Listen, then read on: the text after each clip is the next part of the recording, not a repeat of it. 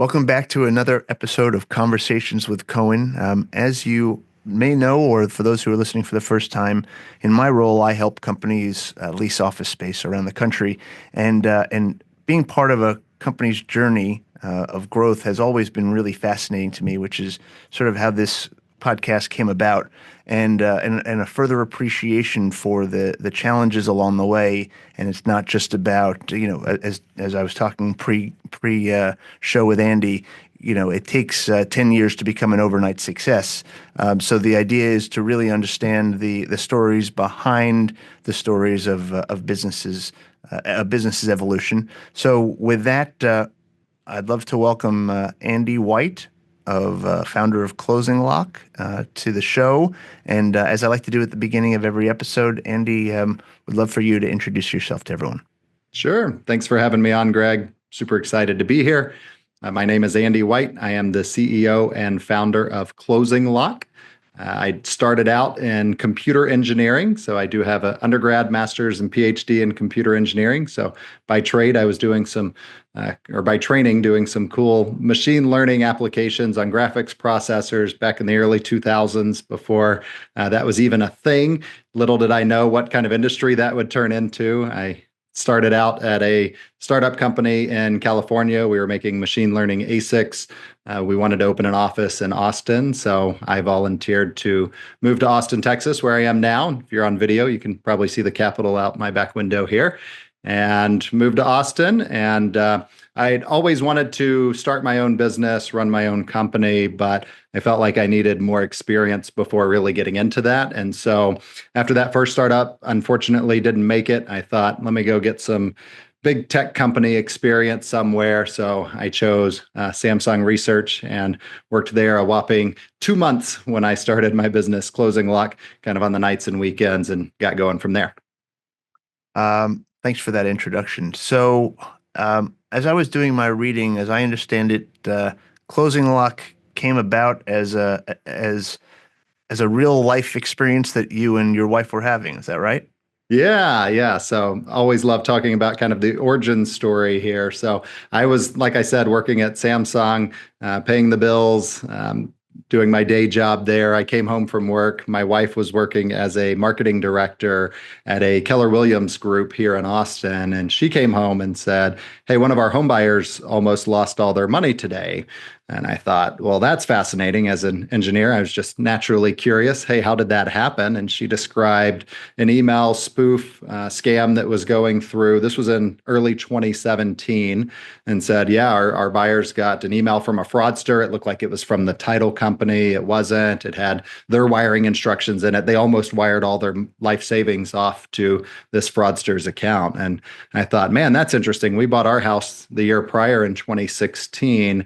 I wonder how we did that because, when you go through the home buying process, there are a lot of documents. You sign like 200 pages of documents. Nobody knows what any of them say or understands what they're kind of signing over there. You just kind of do what everybody's telling you to. And that was the way my real estate experience was as well. And so I thought I should go back and look at how we had actually purchased our home because it was only a year later and I didn't really remember. So I dug through my emails and found an email from our escrow company that said, "Hey, here are the wiring instructions. Please send us all your money." So, my naive self drove to Wells Fargo. I wired off our life savings, which at the time was about $20,000, to an account number that I had randomly received in an email.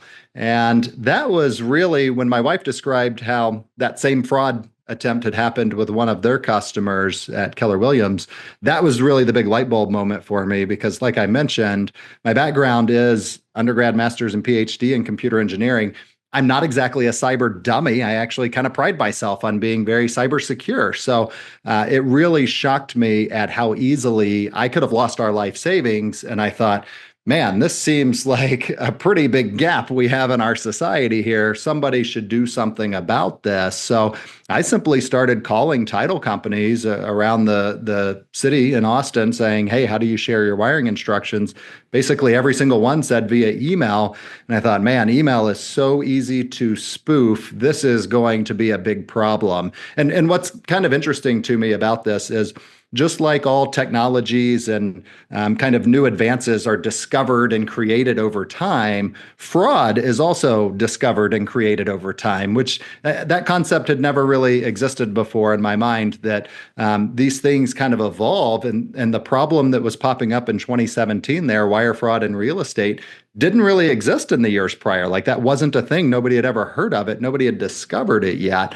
And then once fraudsters figured out how easy it was to defraud people, it started happening in kind of rapid succession at that point. So that was kind of the first epiphany I had, was like, man, I could have lost our entire life savings. I'm certainly glad I didn't. And then the second one I had, just as I was thinking about that transaction and thinking about, from a real estate transaction perspective, you can kind of think of it in two different categories, right? There's kind of a prop tech piece, which is like moving all the data around. So there's a lot of data that gets moved for a real estate transaction between a lot of different parties. And then there's the second part of the transaction, which is the actual money movement. So there's a lot of money that moves, trillions of dollars, over $2 trillion in US real estate on the residential side each year goes into an escrow account and out of that escrow account.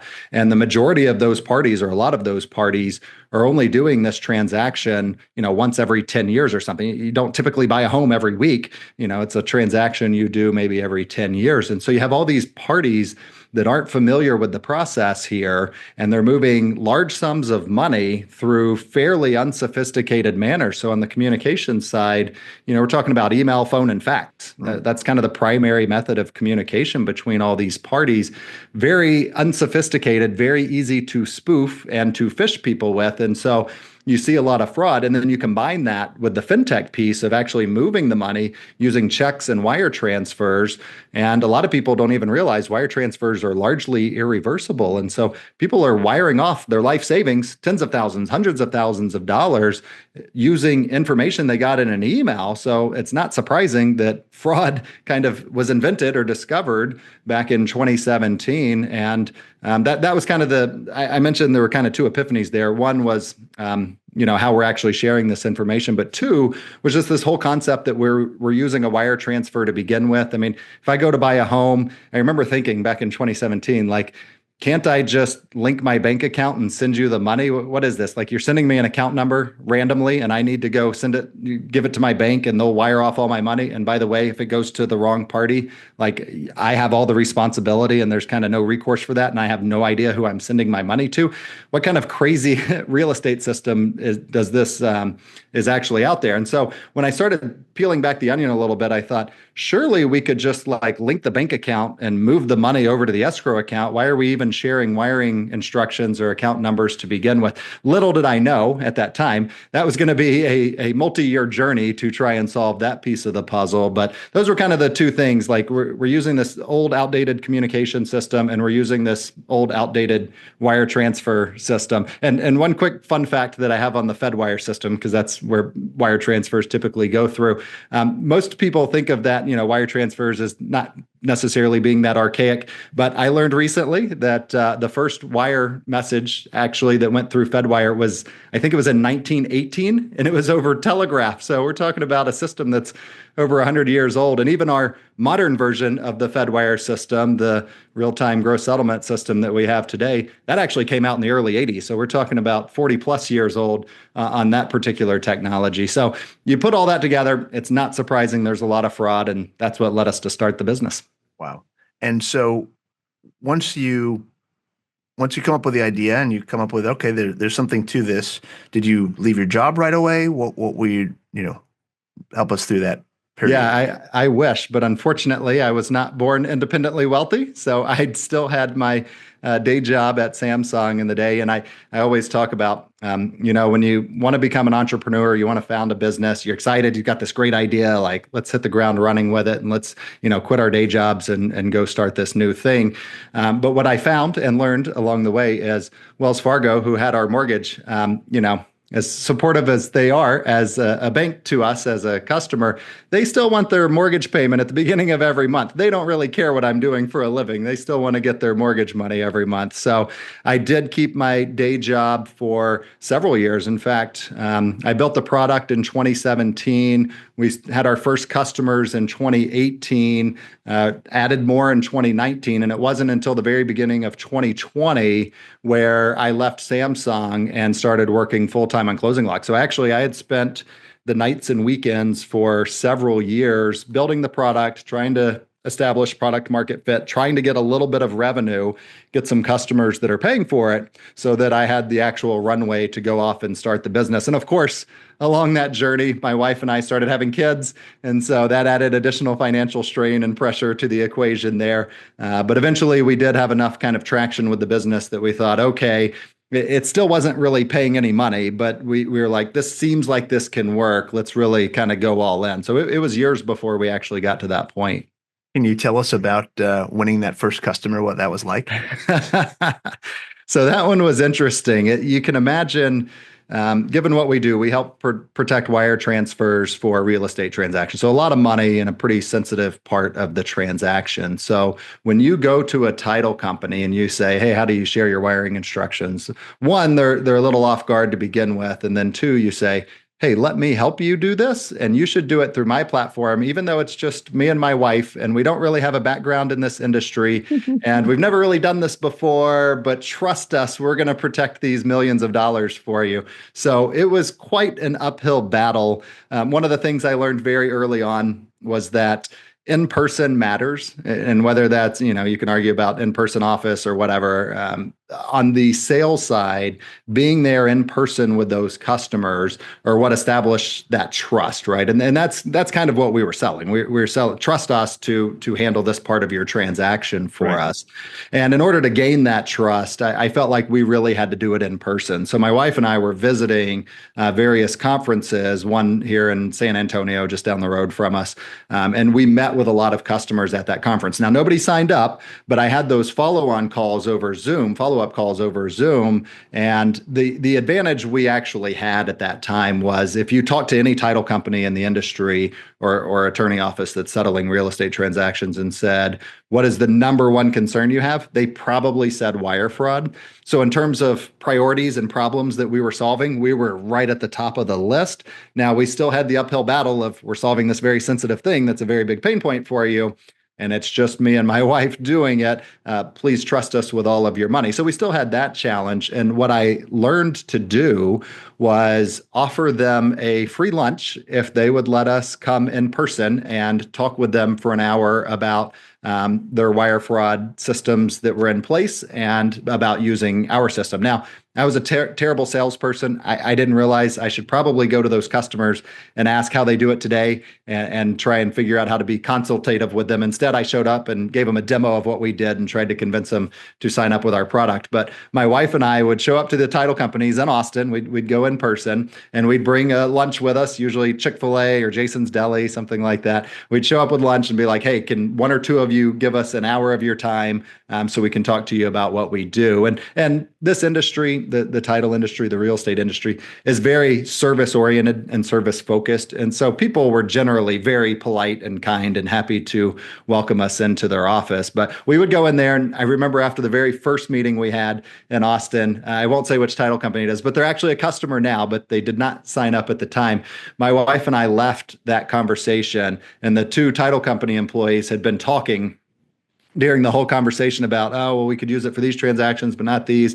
My wife and I had no idea what they were talking about. We didn't understand any of the terminology. We didn't understand the language that they were speaking. And it's like, man, we've got a lot to learn to really get a foothold into this industry. And so we started meeting with customers in person. We went to that conference. And at that point, we had seen people a couple of times, right? And so once people see you a couple of times, they're like, all right, you're a familiar face. You're nice. You got your wife with you. Maybe we could trust you with some of our business here. And so we had a couple of small customer, well, not small, but smaller title companies, one just north of us and one just south of us here in Austin. They both called to sign up on the exact same day in early 2018, which was obviously a very exciting day. And then a few Sure. days later, we had a big customer come on board as well, all from that same conference. So we kind of landed three right there in that first week of 2018. And I am very proud to add that they are all three still customers with us as well. So one of our core values here at Closinglock is build customers for life, and we try to live that as best we can.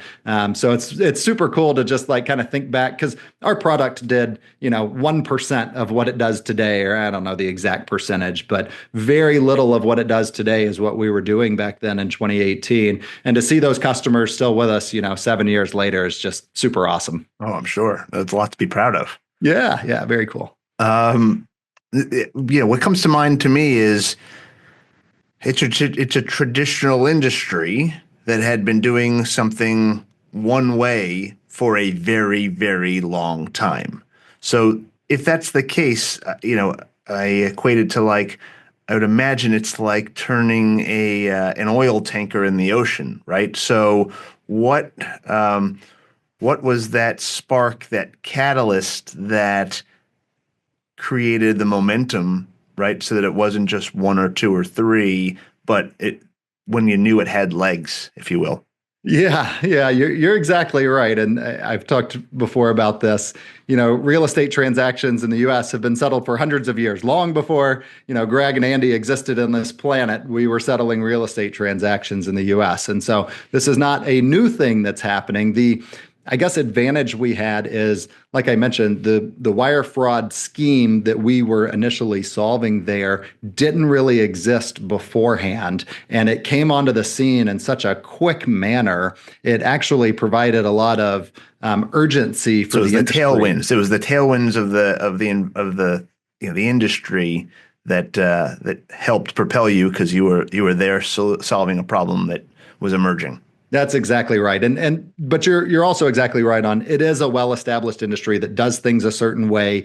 Most of the people that work at these title companies have worked there for long periods of time. And so when you tell them, hey, you've got to do it differently than what you've been doing, there is a lot of hesitation up front. And particularly, early on, 2018, 2019, you'd hear a lot of, yeah, I mean, wire fraud seems like it might be a problem, but it hasn't happened to me, right? And that's a lot of what we experienced early on. It hasn't happened to me yet. And then now, I mean, fast forward to now, I don't, you'd be hard pressed to find a title company that hasn't had a wire fraud loss, or at least a lot of very close calls to losing a lot of money to wire fraud. And so it's something that early on hasn't happened to me yet. It's different. I don't know. We'll think about it to that tailwind of this is a huge problem and we've got to do something. The other, somewhat advantage we have is we sell to an industry that is largely fragmented. There are title underwriters and insurance companies. Those are largely a consolidated market, but the companies we sell to, title companies, which I realize is a weird nuanced distinction there, but we sell to the kind of the mom and pops that are settling real estate transactions. So when you're driving through your town, you see a title company or an attorney office. We also work with attorney offices that are settling real estate transactions. They're typically not large conglomerates. It's not like they've got like 30% of the market or anything like that. They settle locally in whatever jurisdiction they are in. And because of that, because of the nature of the industry we sell to, it can be challenging for them to come up with high-tech solutions on their own, right? I mean, if I was trying to sell our product to Google, they'd be like, no, we've already built this ourselves. No, thank you. But the advantage we have is we're selling to these smaller businesses that don't have an engineering team on staff that can't go out and build these solutions for them. So we're able to build those for them, and they apply to all the companies in the industry. So we build it for one, but then sell it to lots. Let's just to be clear, but it wasn't all rosy, from hitting the ground running, right? Because I think there's a misperception and a misunderstanding about the challenges that are faced along the way. So I'd love for you to perhaps share with us, a story or two that come to mind because I saw you chuckle as you started to grow. that were obstacles that made you at one point perhaps even say like, are we on the right path? Is this a viable business? So let me Yeah. stop there. Yeah, no, it's always interesting when you think back to the challenges you experience along the way. I did a presentation recently, kind of highlighting the differences between entrepreneurship and being an employee, like just having a job. And unintentionally, I had made two slides, pros and cons of each. On the entrepreneurial slide, I had three pros listed and I had six cons. On the job side, I had six pros listed and three cons, completely unintentional. But when I saw that side by side, I was like, man, I guess my bias is kind of showing here because once you do go through that journey, you realize kind of all the challenges that exist. And I always tell people too, it really needs to be kind of a personal calling, like something that you just feel you either have to do or you're not going to be happy unless you do it. I've unfortunately seen other entrepreneurs that get into it for kind of the ego or the money, or they think they're going to make a lot of money, and that almost always ends in failure. Like there's a lot of enthusiasm at the beginning of the journey. It's new, it's exciting. We're going to make $10 million in our first year, and like everything's going to be awesome. And then even the second year, you kind of have some of that sometimes, but the shine wears off at some point in the journey, and it becomes a grind. So unless it just really matches your personality or really matches what you feel like is your calling in life, I kind of recommend people don't go down that journey because you don't want to see people fail and you don't want to see people waste a lot of time and money on something that they're not going to be successful at. Now, fortunately for me, I'm incredibly stubborn. So when I started down the path, I knew I was going to keep going with it. And, I'm sure my wife would say the exact same thing there. But some of the challenges we saw to answer the question more directly, I guess, was like I mentioned when we started this, I was working at Samsung. I had a brand new mortgage, one-year old mortgage on my house. I had a wife, so starting a business was not necessarily the most financial savvy decision we could make. I still had student loan debt from the Ph.D. program, and I was building this thing kind of on nights and weekends, trying to learn. I was using my PTO to try and visit prospects. I talked earlier about taking lunches to prospects. Yeah. Well, Samsung doesn't let you just leave in the middle of the day to go work on a side hustle. So I'm taking PTO to go visit prospects. I remember it was summer of 2018. There was a big title conference that was happening in, I think it was Detroit, Michigan. And I took PTO from Samsung to be gone from a Tuesday through Thursday. My wife and I flew to Detroit. We had already cashed out $5,000 out of our savings account to sponsor our small little table that we had at the conference. We took more money out of savings to actually pay for our plane tickets, our hotel room, our food while we're there. We go there, we work the booth Tuesday through Thursday. I mean, like nonstop. You're working 14-hour days or whatever it is. You fly back home on Thursday night, and then you get to go back into work on Friday, and everyone's asking you how your vacation was, and you're thinking, man, I don't know if that was actually a vacation or not, but that was, those early kind of memories and early thoughts really kind of highlighted the dedication or stubbornness that I had on making this work. I was like, you know what? I realize I'm taking $5,000 out of savings. I'm burning my PTO to go talk to these prospects and be at these conferences, but that's what was going to be needed and what was going to be required to get our business off the ground. And I was determined to make that happen. And, in the end, I mean, we can talk about the financial aspects of it. We spent hundreds of thousands of dollars into this business over the first several years to kind of build it, to establish customers, get customers. And in fact, I didn't even, like I said, go full time on this until 2020. And at that point, we had been building it nights and weekends. I go full time on this. It still isn't really making much money. We had just had a 1-year-old. We had another baby that was going to be on the way later that year. Like we're cashing out our savings, our retirement accounts. We were talking about tailwinds earlier. COVID actually was a little bit of a tailwind for me, and one that a lot of things went digital. So people were more interested in an electronic wire fraud solution than they were before. But secondly, probably the more important piece of it was mortgage forbearance became a thing. So Wells Fargo said, hey, because of COVID, you don't have to pay us for a year. You can postpone those payments for a year on your mortgage, which gave us a ton of breathing room to try and get the business going so that we had enough money to pay the mortgage come 2021 there. So, all of that, I'm happy to talk about some customer losses along the way or early employees that didn't work out and kind of the difficulties with that. But I guess one point I would want to make I already mentioned my wife kind of gets all the credit for coming up with the idea to some extent. She brought the problem home that we could go out there and solve, but she's also incredibly supportive. And I think that's a very valuable trait and sometimes is missing in a relationship. That certainly doesn't mean we don't argue or haven't had arguments over time, especially a lot of financial stress that can obviously add a lot of tension to a relationship there. But she's been very supportive from the beginning of like, you know what, Andy, I trust you. I think you can make this work. And so if you're telling me you need to leave Samsung and do this full time, like I'll get on board for it. And at that time, I was she'd spend money on Amazon and I'd be going through the credit card statement saying, why did you spend $5 on Amazon? What do we possibly need? Like, we don't need anything, only buy food or diapers. If it's not food or diapers or electricity, we're not paying for it. And so, you have those challenges along the way, but if you stick with it and you listen to your customers, you can end up with something pretty incredible. And I was thinking as you're speaking that, there's no break, right? Because you're working together. So it's literally 24/7, you and your wife. Yeah, there is no sort of home work divide. I got a great one on this. This was probably a year into the business. We were laying in bed one night. It was probably 10:30 at night. I think it was a Saturday because I was still working at Samsung during the day, and I'd been talking about work all day and thinking about it and working on it and Closinglock all day. And it was about 10:30, and she said, Andy, I appreciate that you're, doing this and that you're working hard on it, but you have talked to me about work all day. New rule, you're not allowed to talk about work after 10 p.m. at night. I was like, all right, that's a fair boundary. 10 p.m. is plenty late enough. And I was like, yeah, that's reasonable here. So that's our rule at home. We don't talk about work after 10 p.m. Oh boy, that's a very reasonable ask. 10 o'clock. That's, Like I said, she's very supportive.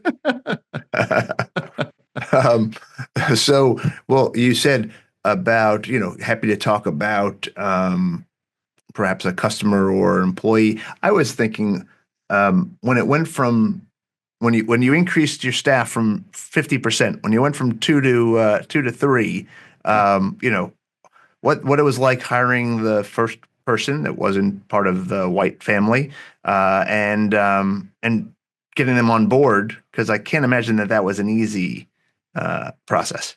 Yeah, we started with some contractors. In fact, Upwork was the service that, not to give them any kind of plug or anything like that, but I used Upwork to try and find some contractors, software developers overseas that could help support some of the software development along the way.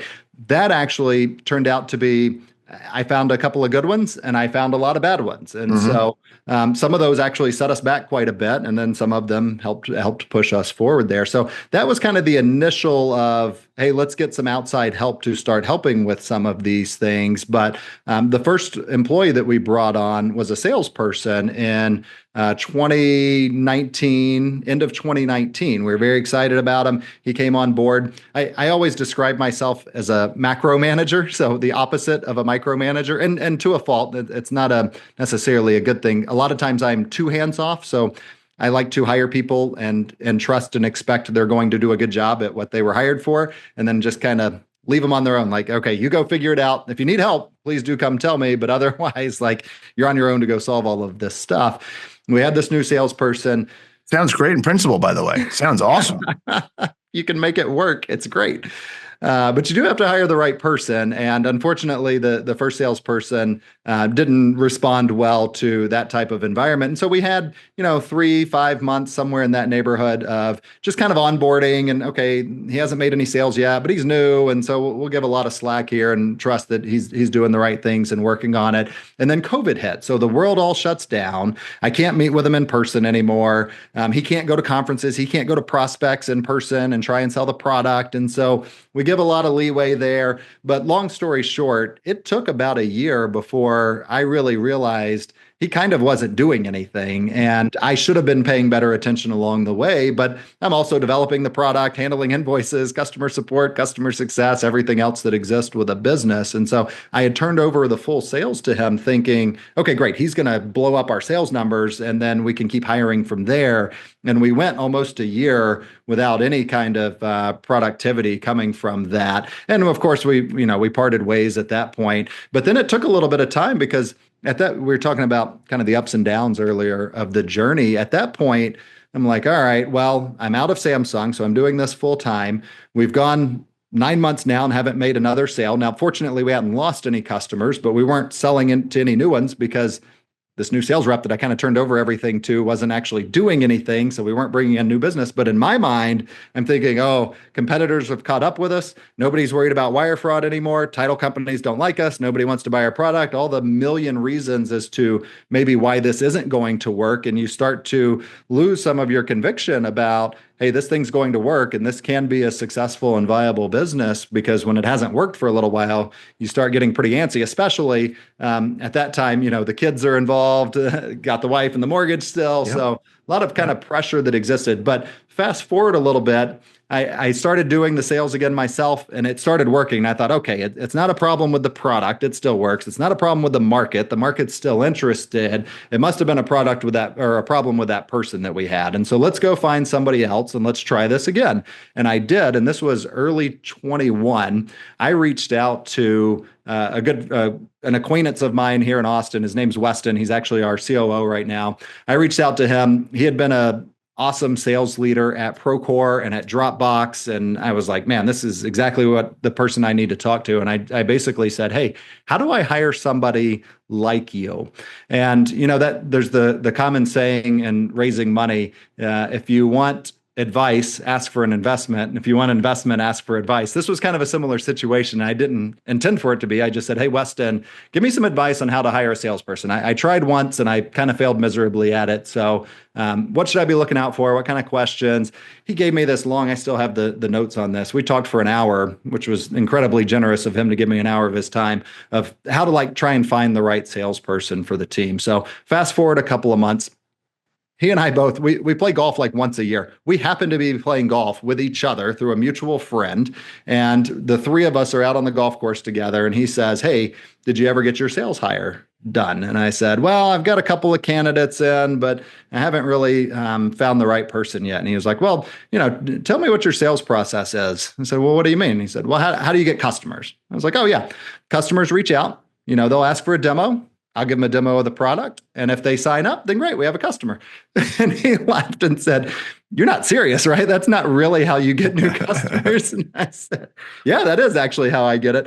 And just to take a quick divergence here, one of the things I learned early on that I didn't realize when I started was how personal you might take rejection when you create the business, right? Mm-hmm. And so when I coded up the software and then I was trying to sell it to people, this was my baby that I was selling, right? Effectively. And so when I would go to a title company and they'd say, hey, we're just not interested for whatever reason, it was personally sad to me. It hurt my feelings, like they were rejecting me as a person because I was so entangled and tied up with the actual product itself. And so that was something that just, again, I don't know how valuable that is for anybody, but it was something that really surprised me with how personal I took rejection on the product early on. But anyways, so fast forward, Weston and I are playing golf together. I described my terrible sales process to him. He says, well, tell me more about the industry and the problem and how big do you think this can be? And so after 18 holes of that, he said,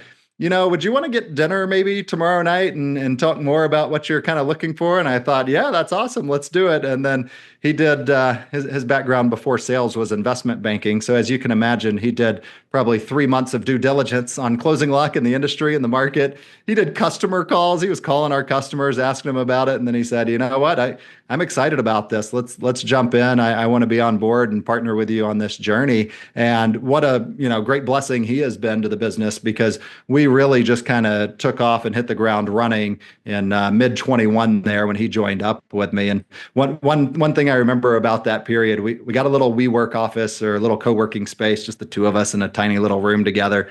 And it was the first day he was working with me. It was a Monday.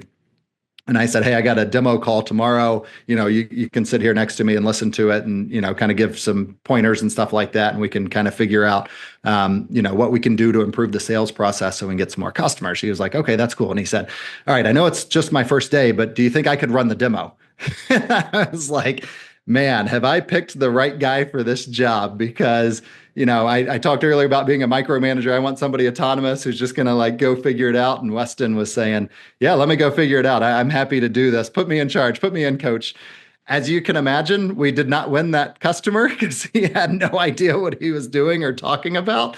But it was incredibly great learning experience for him. And the next one he got on the next week, he did close. And then he's closed a whole lot since then. And so just, witnessing that, seeing somebody else being able to sell something that you've created was just incredibly rewarding. And he's still today on the team. He's our COO, and he runs everything now, especially on the revenue side. And just really cool to see the multiplier effect. I realize I've gone on and on about this short question you asked me, so sorry about that. I love it. It's great. The multiplier effect of what he's been able to do. So your point about 50%, right? We went from 2 to 3. You're exactly right. And it was 150% because he was doing sales much better than I could ever do sales, right? And that's one thing I've learned through this journey as well that's super cool to see. Find people that are better than you at whatever you're doing and hire them to do that. And you'll actually get more productivity from when you were doing it. A lot of times,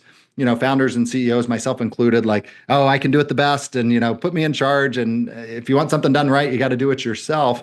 But the reality is, even though I've done every job that exists at Closinglock, everybody here is doing those jobs better than I was doing them, right? Our sales team's better than I was, our customer success team's better, our support team, engineers, all of them are doing a better job than I was at those roles. And so once you start getting those people in and you see them having that instant impact, I think it was 3 months from when we hired Weston. And by the way, we had no money when we hired Weston, and he knew that, and he saw all of our financials, investment banking background. Of course, he looked through our financials.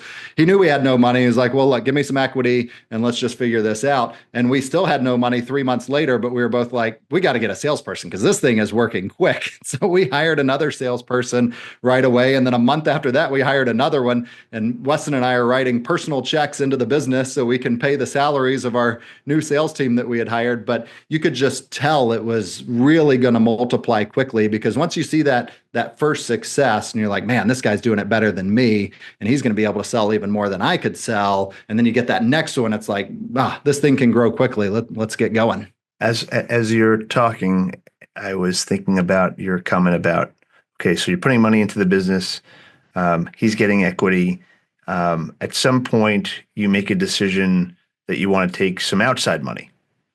And I can't imagine that was, or maybe it was, an easy decision, because here it was your baby. So maybe you could share a little bit of that insight of how that decision was made, why, and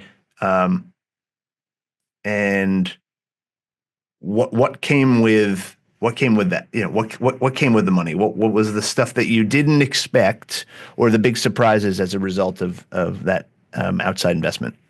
Yeah, so I was a first-time founder, so not familiar with the venture capitalist landscape there. In fact, the limited amount of experience I had with it at that time was our legal counsel referred to them as vulture capitalist and advised heavily that we not get involved with any type of investors, and that we bootstrap this thing all the way.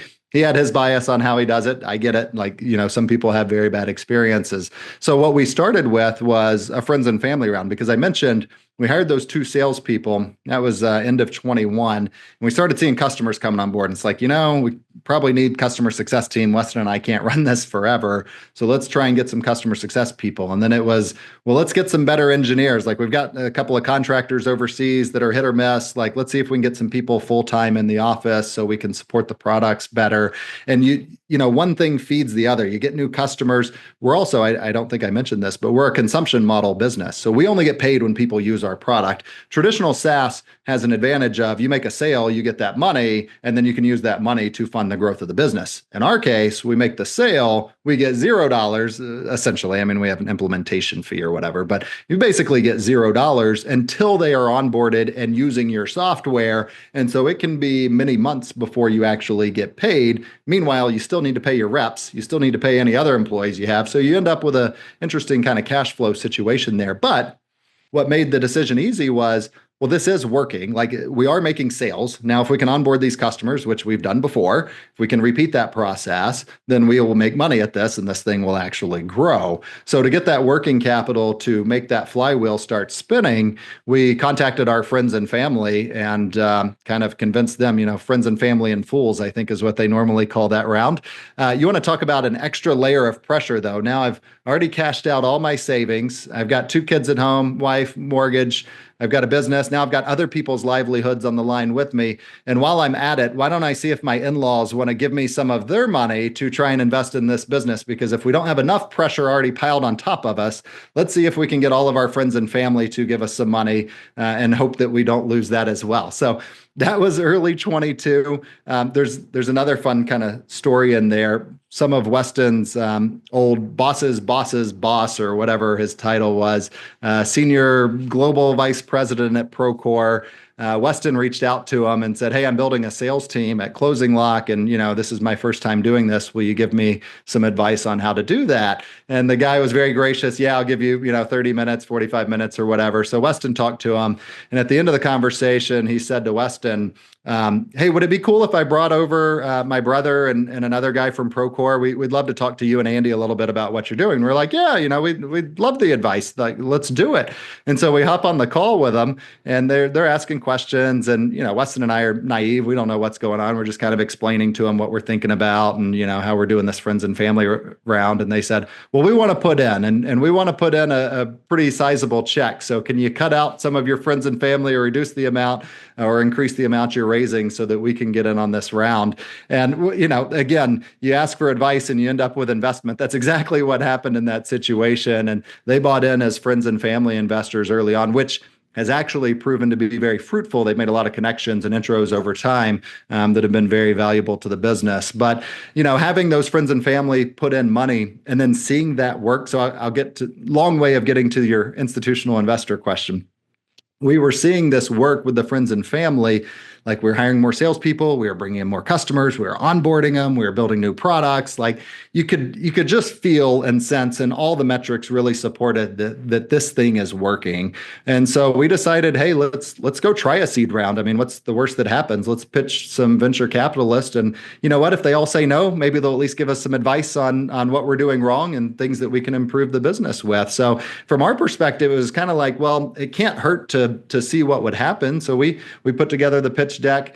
Randomly, I sent an email. This is how we actually found our seed stage investor. We were fortunate. We ended up with a few term sheets on the seed stage, but the one that we ended up going with was one that I cold outbound emailed on a Friday afternoon. Weston and I are sitting in our little office. I'm scrolling through LinkedIn. I see this guy talking about prop tech companies in Austin, Texas. He works at Live Oak Venture Partners. He's a founder there, and he's talking about prop tech in Austin. And I thought, well, yeah, we're in prop tech. Like, I should at least email this guy and see if they're interested in talking with us. So sent him an email on Friday afternoon saying, here's what we're doing. We had projected about $1 million of sales at that point. Like, hey, would you guys be interested in putting in some money? I don't remember the exact sales number, but it was a substantial amount. And he said, yeah, let's talk. And then a couple of months went by, and they ended up putting in the term sheet that we accepted there. And so, there are strings attached, right? Whenever you take money from outside people, there are strings attached. Even when you take money from your friends and family, there are strings attached. You don't think there are, but you will have an obligation that you will feel, at least I did, internally, that I owe my friends and my family a return on their investment. And whether, they were happy to put in money. And Andy, if you go lose it all, like, we support you, we love you, you'll figure it out. But from my perspective, it was like, I owe them a return because I took their money. I owe them back. I have also felt that exact same way with every VC round we've done. Like, I took their money. I made that conscious decision. I'm planning to use it to grow the business, but now I owe them something. I owe them a return on that money. And, that's just part of it along the way. So as long as you can reconcile that in your mind and know that in your mind as well. I mean, VCs are people too, right? It's a people-to-people interaction there, and we get along well as humans. But at the end of the day, they are there to make money with the capital they have. They have LPs that they owe to make money as well. Same kind of cycle there. They get money from the LPs. They got to make money off of that. So they owe to their LPs, and then we owe to them. So we are still businesses. We are a for-profit organization. As much as I like to brag about, we provide software that adds value to society, which we do, which is super cool, but we're also in it to make money and to get a return for ourselves and for the investors. Thank you. That's helpful. But also, just it's important to remember that they're all big boys and girls, and they recognize that they're not getting 100% return on every investment that they make. So you're going to there's I understand the pressure, but there's only so much pressure that you need to put on yourself because at the end of the day, they're the ones making the decision. You're not forcing anyone at the table. That's exactly right. I mean, we give them all the information we have on the business, the good, the bad, and the ugly, and they can decide if they want to buy in or not. And if they do, great. Now they're on along for the ride, and let's hope we can turn it into a high multiple for them. But we'll figure it out along the way. That's right. That's right. I'm watching the clock. We're coming to almost an hour, so I want to be very conscious of your time. So I just have two final questions. So, number one, if people want to learn more about Closinglock, how do we do that? How do they get in touch with you, and how do they learn more about the business? Yeah, my email is andy@closinglock.com. So ANDY@closinglock.com.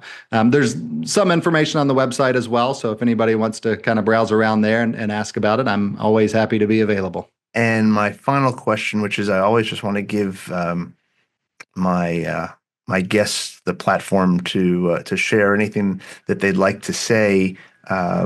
So just want to give you that, if there's anything that we may have not covered, or something that you want to share with people who may be listening, or something that you're that of interest to you, please, like to do that now. Yeah, I appreciate that. I'm not sure I've put much thought into this, but I appreciate the platform being on here. So, Greg, everything you do, I think it's pretty cool. A podcast that talks to entrepreneurs and kind of shares their journeys and everything. It is. It's a lonely journey. I mentioned earlier all the cons that are associated with it versus the pros there, but it can be incredibly rewarding as well. So if it's something you think you are meant to do, or you just have the personality that kind of requires it, I knew my first week at Samsung that I was not going to be long term content with working at Samsung for the rest of my life. Not that there's anything wrong with that, because I had friends at Samsung that had worked there for 20 years, and they're probably still there, and they have great lives, and they have a steady income, and they just have a lot of cool hobbies that they do outside of work. I don't have any hobbies because I work all the time. And so there's no right or wrong to which kind of path you choose, but I think it's important to just be self-aware of what you're getting into, right? And what does your skill set and what does your personality map well to? Because I think one of the saddest things I have seen is our society really glorifies entrepreneurship. Oh, you should go be an entrepreneur. Oh, be your own boss, like be self-made, yada, yada, yada. And that's great. There are a lot of people that can succeed with that, but that doesn't map well to everybody. I mean, I have a patent attorney friend here in Austin that I often think about. He said, "Man, if I had to wake up every day doing what you're doing, I would have a stomach ulcer my entire life and would just be miserable," because he doesn't like the uncertainty and the risk that comes along with that. And I'm like, yeah, if I had to be a patent attorney every day, I also would have a stomach ulcer. So like we all have our talents and our gifts and our skills that we are good at. It's important to be, and we also have things we're not good at. Also important to be kind of self-aware of those things, but really identify kind of what you are good at, what you are meant to do, and then go out and do it. I don't understand why we kind of glorify being an entrepreneur. Like, yeah, there are a lot of ups and downs, but there are pros and cons to everything. There are a lot of ups and downs with a 9 to 5 job as well. So it's not like one is right or wrong. Just kind of pick whatever makes sense for you. Wonderful words, Andy. Thank you very much. So this has been Conversations with Cohen. I'm your host again, Greg Cohen. Andy White, really appreciate the time that you've taken to spend with us. And for those listening, if you liked this, feel free to like, comment, and share. And we'll see you next time on the podcast. Thanks again, Andy. Thanks, Greg.